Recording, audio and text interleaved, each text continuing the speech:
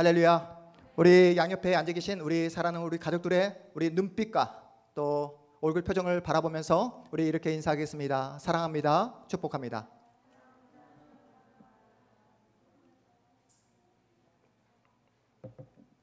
네. 제가 최근에 예배 사색이라는 책을 읽게 되었는데요. 어떤 사색이요? 예배. 우리가 드리는 하나님께 올려드리는 예배 사색이라는 책을 읽게 되었는데 그 책에 이러한 내용이 나옵니다. 15세기의 유명한 설교자인 지롤라모 사보나롤라가 겪은 일화를 우리에게 저에게 또 책에서 소개를 하고 있더라고요. 그가 한 번은 이탈리아 피렌체에 있는 한 성당에서 설교를 하게 되었다고 합니다. 15세기이니까 지금의 개신교, 지금의 우리 교회 같은 교회가 있었다 없었다? 없었다는 거예요. 아직은 교회가 없을 때입니다. 성당만 있었을 때입니다.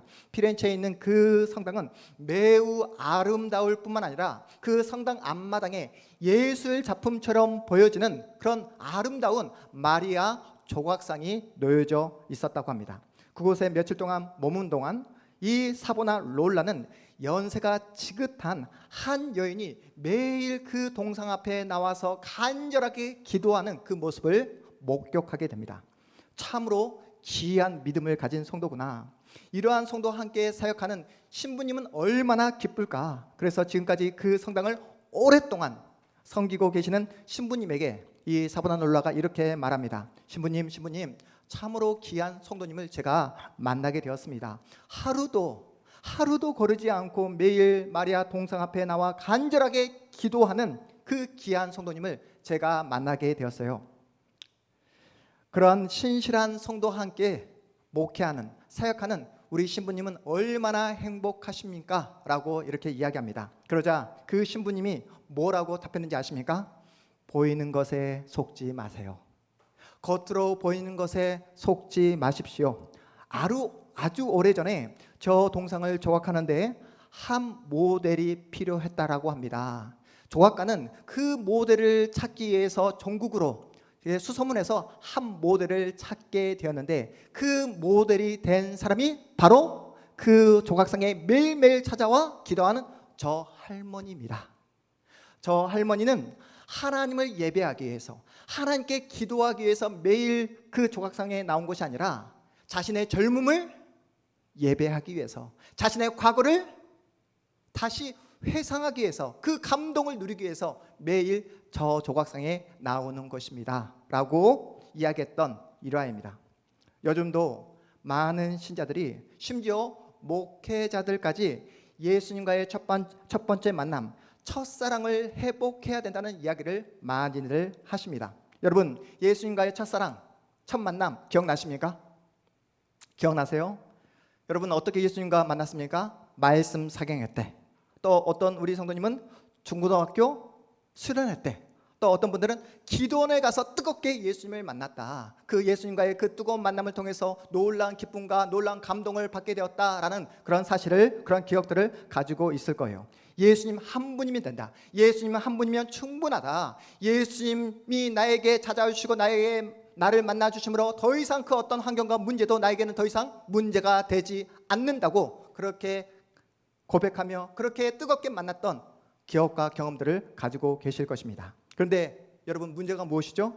그때 느꼈던 체험과 감격과 기쁨이 오랫동안 지속되지 않는다? 지속되지 않는다는 거예요. 첫사랑 때 느꼈던 그 감정과 기쁨을 가지고 계속해서 지속적으로 신앙생활을 하는 사람은 거의 안 계십니다.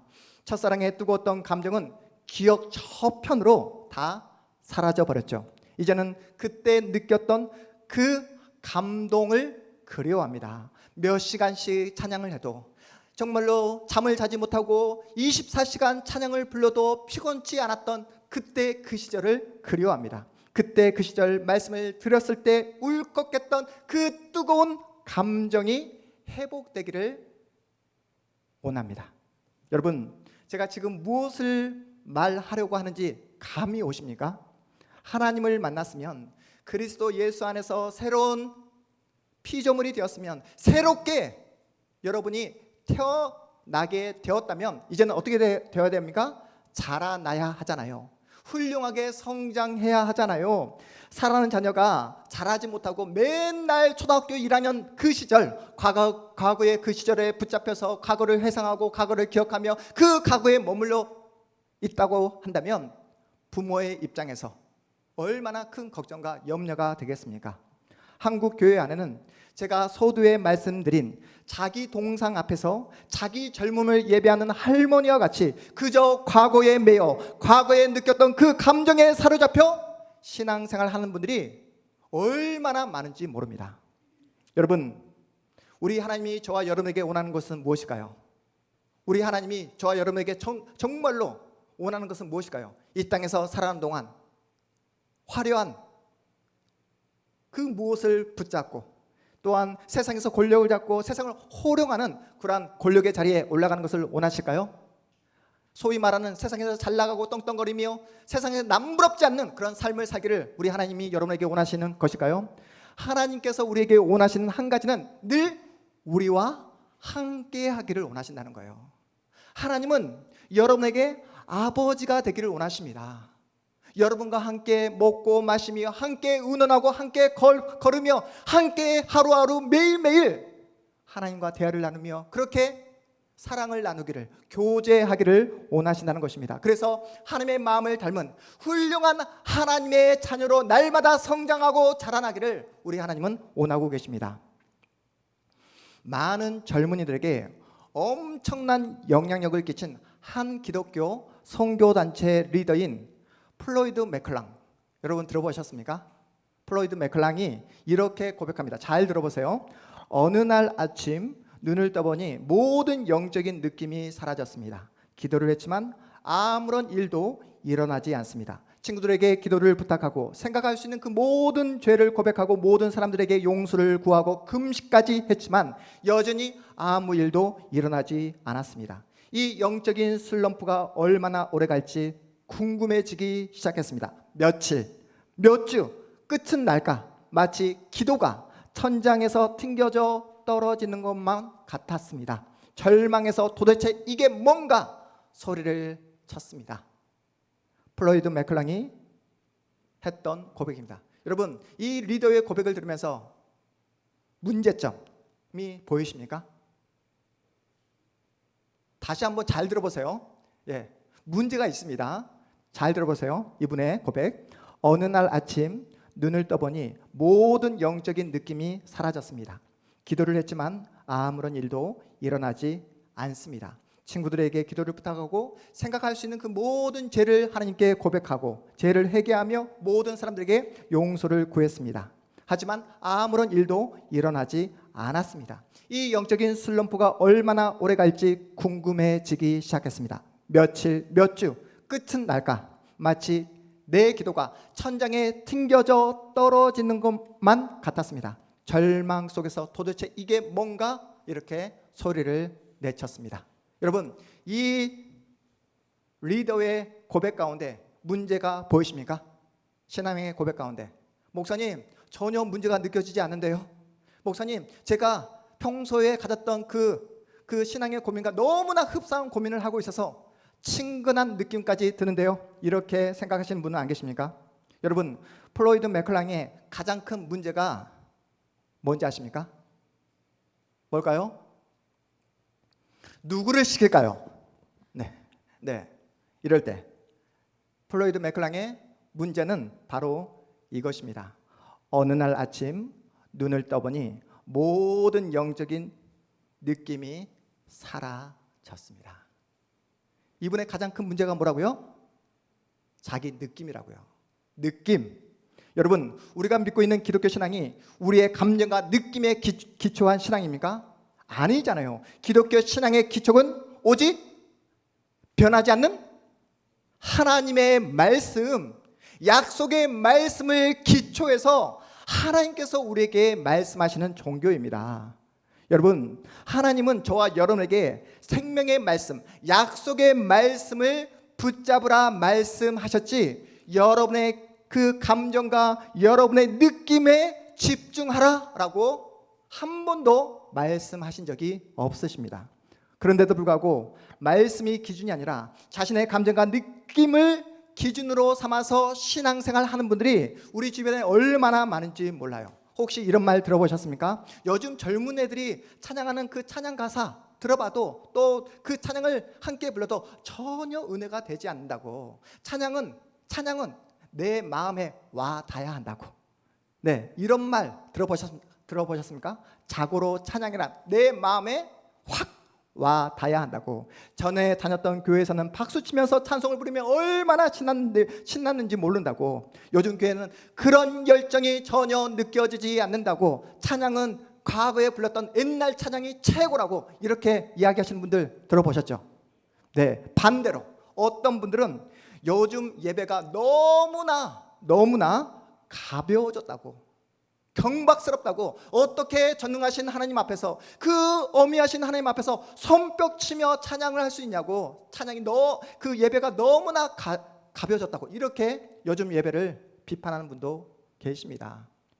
우리 교회는 드럼이 없지만 우리 이번에 야외 예배 가는 그 수련회 장소는 뭐가 있습니까?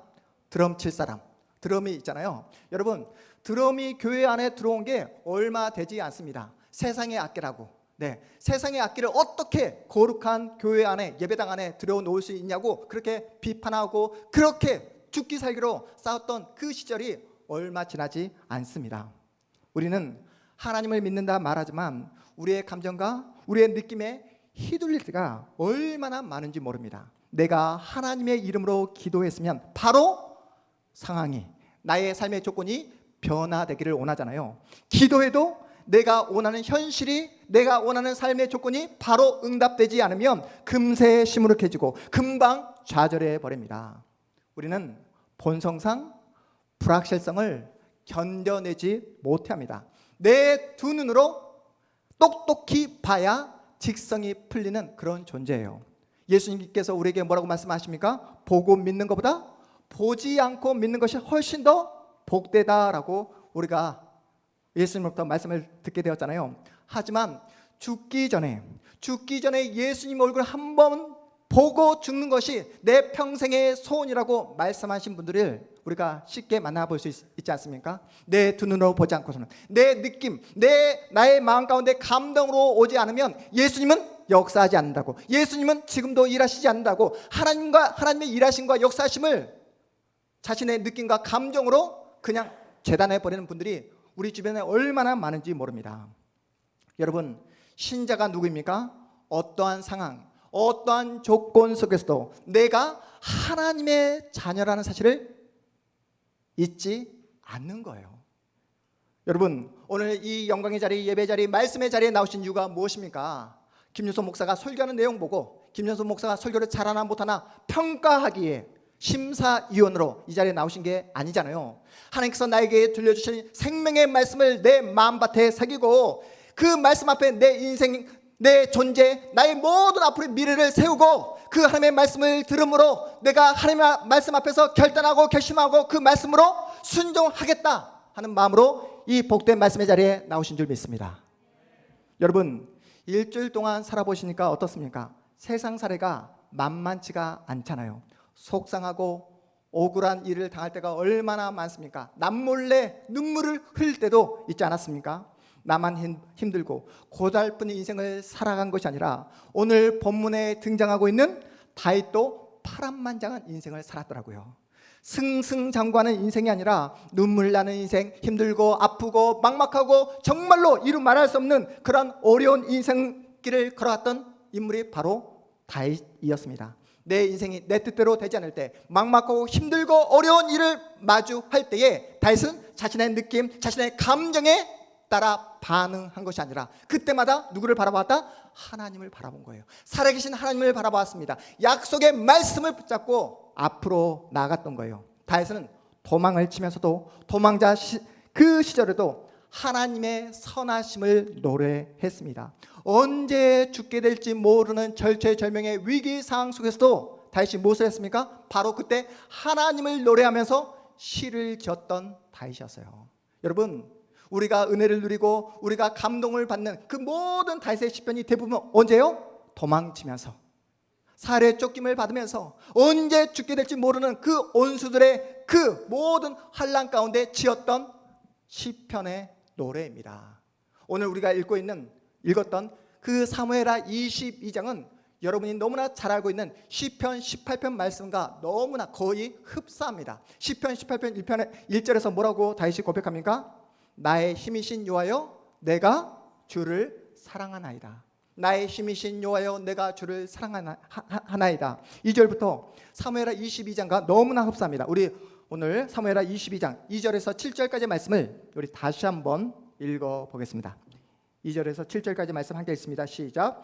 여호와는 나의 반석이시요 나의 요새시요 나를 위하여 나를 건지시는 자시요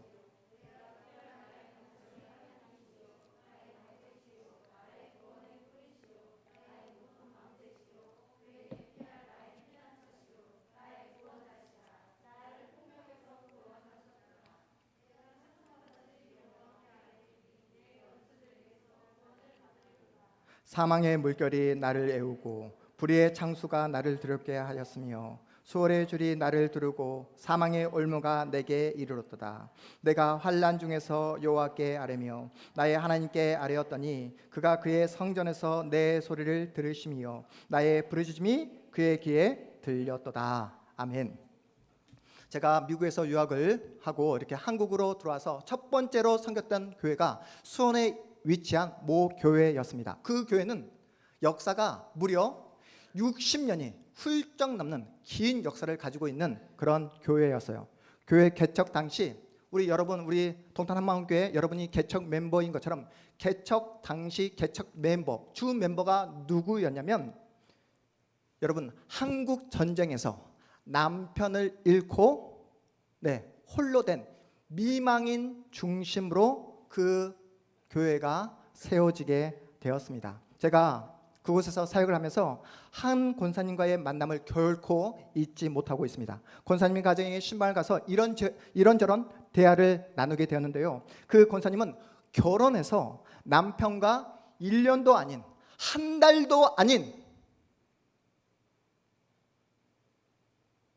열흘밖에 살지 못했다고 합니다.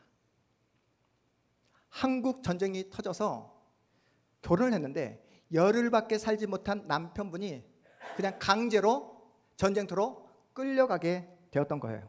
권사님은 매일매일 전쟁터에 끌려간 남편의 건강과 안전을 위해 날마다 하나님께 기도를 했다고 합니다. 그런데 어느 날 군에서 한 통의 통지서를 받게 됩니다. 그것은 바로 남편의 사망 통지서였어요. 남편의 죽음을 믿기지가 않았다고 합니다. 겨우 며칠밖에 열흘밖에 살지 못한 남편이 한 줌의 죄로 자신에게 찾아오게 된 거예요. 고난은 항상 어떻게 찾아옵니까? 쓰나미처럼 몰려온다고 하잖아요. 권사님에게 더 큰 어려움이 찾아오게 되었습니다. 바로 태중에 아이를 갖게 된 거예요. 아버지 얼굴을 단 한 번도 보지 못한 유복자를 갖게 된 것입니다. 권사님은 그때 무슨 마음이었는지 정신이었는지 이 아이를 꼭 낳아야 되겠다는 그런 결심을 하게 되었다고 합니다. 그리고 아들을 낳게 돼요. 그런데 주변에서 권사님을 그냥 가만히 내버려 두지 않습니다. 시댁에서 그 권사님이 낳은 그 아들을 그 시댁에 두고 이제 새 출발하라고 사람들에게 그만 손가락질 당하고 한 번뿐인 인생인데 너도 젊음을 꽃피우라고 이렇게 권사님의 마음을 흔들고 권사님의 그 모든 생각들을 흔들어 놓았다고 합니다. 주변 사람들의 충고는 여러분 너무나 현실적인 충고이지 않습니까? 전쟁이 끝나고 혼란스러운 사회 속에서 여인 한 명이 자녀를 키운다는 게 결코 쉬운 상황이 아니잖아요. 그 권사님은 막막하고 불안한 마음을 가지고 아무런 연고가 없는 수원으로 올라오셨다고 해요. 시골에서 수원으로 올라와 이 아들 하나 데리고 먹고 살기 위해 정말로 안 해본 것 하나 없이 다 했다라고 이렇게 저에게 말씀을 하셨습니다. 제가 만난 그 권사님 젊은 시절부터 누구를? 하나님을 만났고 그 하나님께 간절히 기도했던 신실한 하나님의 자녀였습니다. 그런데 남편을 잃었어요. 막막하고 불안한 현실에 내몰리게 되었습니다. 여러분 하나님을 믿는 신자에게 이런 현실, 이런 상황으로 내몰리는다는 것이 여러분 이해가 되십니까? 다윗은 사울에게 쫓길 때, 그리고 사랑하는 아들 그 압살롬에게 배신을 당했을 때, 그리고 자신을 에워싼 그 모든 원수들이 자신을 죽이려 했을 그때에 사망의 음침한 골짜기 한가운데를 걸어 나갈 때 다윗이 했던 고백이 무엇인지 아십니까? 오늘 우리 본문 우리 2절 3절 말씀을 다시 한번 읽어보겠습니다. 힘들고 어려울 때 다윗이 했던 고백 함께 읽습니다. 여호와는 시작. 여호와는 나의 반석이시요 나의 요새시요 나를 위하여 나를 건지시는 자시요 내가 피할 나의 반석의 하나님이시요 나의 방패시요 나의 구원의 뿌리시요 나의 높은 망대시요 그에게 피할 나의 피난처시요 나의 구원자시라 나를 폭력에서 구원하셨도다. 아멘. 다윗은 힘들고 어려울 때 사망의 그 음침한 골짜기 한가운데를 걸어 나갈 때에 하나님을 나의 반석, 나의 요새, 나의 방패, 나의 구원자, 나의 피난처라고 이렇게 고백합니다. 여러분, 지금 어떤 단어가 계속해서 반복되고 있습니까? 나라는 단어가 반복되고 있잖아요. 나. 계속해서 나를 반복하고 있습니다. 어떤 이론이 아니라 책에서 배운 어떤 그런 내용이 아니라 직접 만난 하나님, 내 삶에 찾아오시고 나를 만나주시는 그 실질적이고 구체적인 하나님, 그 하나님을 내가 만났다라고 그렇게 고백하고 있습니다. 그렇다면 여러분, 하나님이 다윗을 만나주신 이유가 무엇일까요? 다윗이 하나님 앞에서 아무런 죄도 짓지 않은 무음한 무결한 사람이기 때문에 하나님께서 다윗을 만나주신 것일까요? 여러분 너무나 잘 알고 있잖아요. 다윗이 특별해서 그렇습니까? 여러분이 아시는 것처럼 다윗은 완벽한 사람이 아니었습니다. 하나님의 사랑과 은혜를 경험했지만 어떠한 자리로 떨어지고 말았죠?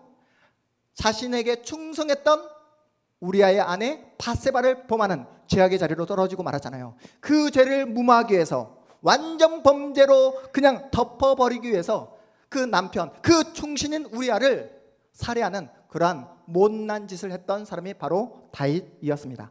다윗은 흠이 많은 사람이었어요. 완벽한 사람이 아니었습니다. 그런데 여러분 잘 생각해 보세요. 하나님은 다윗의 범죄를 막아줄 수 있었잖아요. 살인죄를 저지르려고 할 때에 다윗의 마음을 움직일 수 있었잖아요. 고쳐줄 수 있었습니다. 살인까지 가지 않도록 모든 상황과 조건들을 다시 새롭게 만들어줄 수 있었어요. 우리 하나님, 다윗을 힘들게 하는 그 모든 대적들을 한 방에 쓸어 넘어뜨릴 수 있는 그 능력과 힘을 가지고 계시는 전지전능하신 분이십니다. 하지만 하나님은 다윗에게 고달픈 인생을 허락하십니다. 무슨 말입니까? 하나님은 특별한 기적과 초월적인 능력을 통해 다윗을 변화시킨 것이 아니라 막막한 오늘 하루를 통해서 내일을 기약할 수 없는 불안하고 반복되는 그 다람쥐 쳇바퀴 돌아는 그 일상을 통해서 다윗을 자라나게 하시며 다윗을 성장시키셨다는 것입니다. 반복되는 그 일상 속에서 하나님은 날마다 다윗을 만나주시고 다윗과 동행해 주셨다는 거예요. 그래서 하나님은 다윗으로부터 어떠한 고백을 받아내십니까? 우리가 읽지 않았지만 우리 사무엘하 22장 본문 우리 30절부터 32절까지의 말씀 함께 읽어보겠습니다. 30절에서 32절까지의 말씀 함께 읽습니다. 시작. 내가 주를 의뢰하고 적진으로 달리며 내 하나님을 의지하고 성벽을 뛰어넘나이다. 하나님의 도는 완전하고 여호와의 말씀은 진실하니 그는 자기에게 피하는 모든 자에게 방패시로다. 여호와 외에 누가 하나님이며 우리 하나님 외에 누가 반석이냐. 아멘. 여러분 다윗의 고백 들리십니까? 다윗의 고백 여러분 어떻게 들려주십니까? 지금까지 자신이 걸어온 인생의 발자국을 살펴봤더니 하나님은 언제나 자신에게 진짜 하나님이셨다라고 고백하고 있는 거예요. 참된 구원자이시다라고 고백하고 있는 것입니다. 자신을 포기하지 않고 끝까지 사랑해 주신 분이 바로 하나님 한 분뿐이셨다라고 하는 고백입니다. 인생을 살아보니까 하나님만이 참된 하나님이시며 인생을 살아가 보니까 자신의 전 생애를 통해서 자신을 배신하지 않고 포기하지 않고 한결같이 사랑해 주신 분은 오직 여호와 하나님 한 분밖에 없었다라고 고백하고 있는 다윗의 고백입니다. 그래서 아무리 힘들고 어려워도 그 자리를 다윗은 믿음으로 버텨냈던 것입니다. 이해하지 못하는 상황이 나에게 펼쳐진다 할지라도, 아니 죽음의 자리가 나에게 펼쳐진다 할지라도 이를 악물고 다윗은 그 자리를 지켜냈던 것입니다. 왜요? 하나님의 신실하심, 하나님의 성실하심, 하나님의 진실하심을 다윗은 믿었기 때문입니다. 다윗이 우리에게 보여준 신앙이 무엇입니까? 자신의 현실적인 뭔지를 자신의 감정, 자신의 느낌에 맡기지 않았다는 거예요. 약속의 말씀을 붙잡고 온전하신 그 하나님의 그 생명의 말씀을 붙잡고 끝까지 자신의 자리를 지켜냈던 다윗이었습니다. 다윗은 그 어떠한 신비한 방법으로 기적을 통해서 자신의 인생을 지켜낸 게 아니라는 거예요. 여러분, 우리 동탄 한마음교회가 하나님 앞에서 말씀을 붙잡고 있는 그 암송하고 있는 말씀 가운데 어떤 말씀이 있습니까? 빌립보서 4장 6절 7절 다들 기억하고 계시죠? 네, 우리 동탄 한마음교회 우리 성도라고 한다면 빌립보서 4장 6절 7절 여러 암송하는 말씀이 있지만 특별히 빌립보서 말씀을 암송하고 있을 텐데 아무것도 염려하지 말고 우리 다 같이 암송해 볼까요? 시작. 아무것도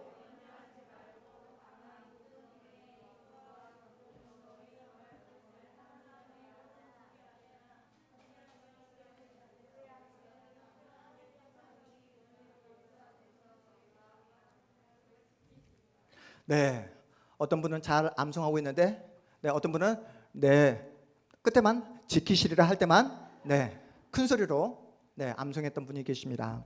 아무것도 염려하지 말고 다만 모든 일에 기도와 간구로 너희 구할 것을 누구에게? 하나님께 아뢰라. 그리하면 모든 지각에 뛰어난 하나님의 평강이 그리스도 예수 안에서 너의 마음과 생각을 지키시리라 라는 이 말씀을 우리의 마음판에 새기고 날마다 이 말씀을 암송하며 이 말씀대로 살아가고 있는 줄 믿습니다.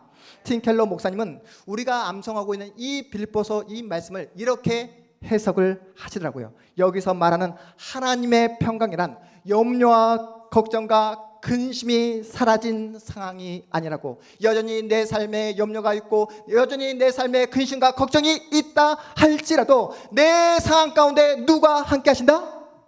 하나님이 함께 하신다. 믿으십니까? 내가 흘리는 눈물의 현장 가운데 하나님이 나와 함께 하신다.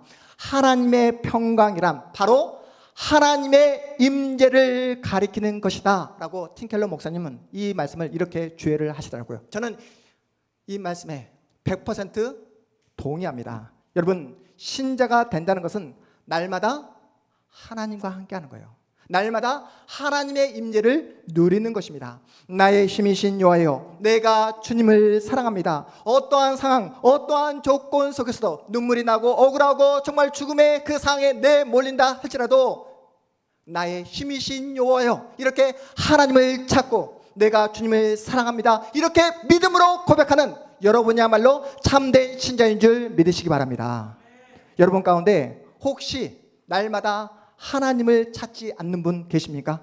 여러분이 날마다 하나님을 간절하게 찾지 않는 이유가 무엇이죠? 그것은 바로 하나님 말고도 여전히 내 마음 중심에 모시고 있는 다른 그 무엇이 있기 때문에 그렇다는 거예요. 하나님 말고도 의지할 게 있어서 그렇다는 것입니다. 하나님보다 더 좋아하고 더 사랑하는 그 무엇이 있으면 결코 하나님을 찾지 않습니다. 하나님을 100% 의지할 수 없습니다. 하나님보다 돈을, 하나님보다 사람을, 하나님보다 환경을 의지하면 결코 간절히 하나님을 찾지 않게 됩니다. 여러분, 하나님을 보이지 않는데, 하나님을 찾지 않는데 하나님을 향해서 간절히 기도할 수 있는 사람이 누가 있겠습니까? 약속의 말씀을 붙잡고 어떻게 나갈 수 있겠습니까? 앞서 말씀드린 유복자를 키워내신 권사님, 어떻게 그 권사님은 끝까지 자신의 자리, 믿음의 자리를 지켜낼 수 있었을까요?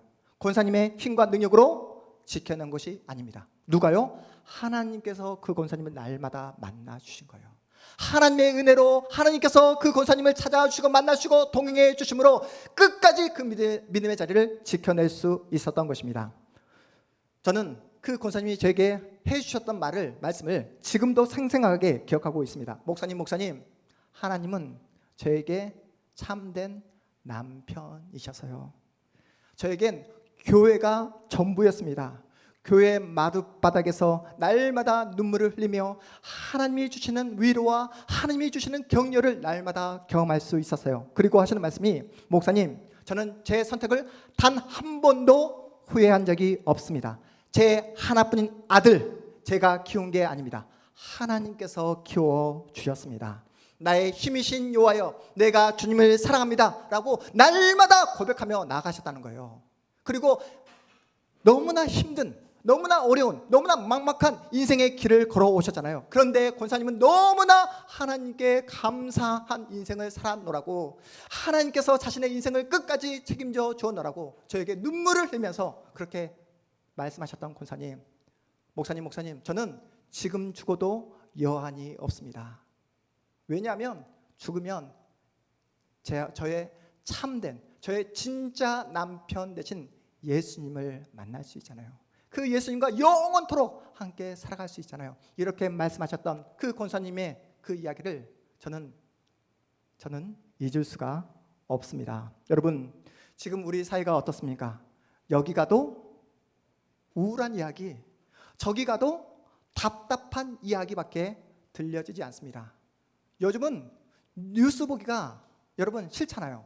그렇지 않습니까? 이런 상황 속에서 여러분 어떻게 살아가고 계십니까? 길고 긴 이 코로나 사태로 인해서 우리의 마음도, 우리의 몸도 이제는 지칠 대로 지쳐 있지 않습니까? 우리 청년들, 앞으로의 미래, 나의 진로는 어떻게 되어질까? 나는 앞으로 정말로 좋은 사람을 만나서 결혼할 수 있을까? 건강한 가정을 꾸릴 수 있을까? 이렇게 고민하고 있는 우리 청년들도 있을 것입니다. 그 누구도 우리의 미래에 대해서 확실하게 장담하는 사람이 없습니다. 이러한 상황, 이러한 그 조건 속에서 여러분의 느낌, 여러분의 감정을 따라갔다가는 절망의 자리로 떨어질 수밖에 없다는 거예요. 여러분, 어디로 나오셔야 된다고요? 하나님께서 말씀하시는 이 생명의 말씀의 자리로, 약속의 말씀을 붙잡을 수 있는 은혜의 자리로 나오시기를 주님의 이름으로 축복합니다. 날마다 약속의 말씀을 붙잡고 하나님을 향해서 부르짖잖아요. 그러면 우리 하나님은 우리에게 반드시 용기를 주십니다. 살아갈 수 있는 길을 제시해 주십니다. 우리에게 지혜를 허락해 주십니다. 흔들리지 않는 확고한 반석 같은 믿음 우리에게 공급해 주실 줄 믿으시기 바랍니다. 나의 힘이신 여호와여, 내가 주님을 사랑하나이다. 나는 힘도 없고 능력도 없고 실력도 없고 나를 지지해 주는 그 어떤 세력도 권력도 백도 없지만 나의 힘이신 여호와께서 나의 방패가 되어주시고 나의 피난처가 되어주실 줄 믿습니다. 나의 평생에 우리 하나님께서 내 인생의 보호자가 되어주실 줄 믿습니다. 이 믿음으로 날마다 하나님 앞에 서는 거예요. 내일을 예측할 수 없는 우리의 인생이지만 날마다 하나님께 피하고 그 하나님을 의지함으로 하나님이야말로 진짜 내 아버지시다. 하나님이야말로 나의 참된 구원자이시며 보호자가 되어주신다라는 이 사실을 여러분의 전 인생, 오늘 하루하루 매일매일 일상을 통해서 확인하시고 경험하시고 나를 먹여주시고 나를 살려주신 그 하나님의 복된 자녀답게 여러분 하나님을 닮아가는 그런 훌륭한 복된 자녀로 날마다 매일매일 성장하고 자라나시는 여러분의 복된 생애 미래 되시기를 주님의 이름으로 축복합니다. 우리 모두 자리에서 일어나겠습니다.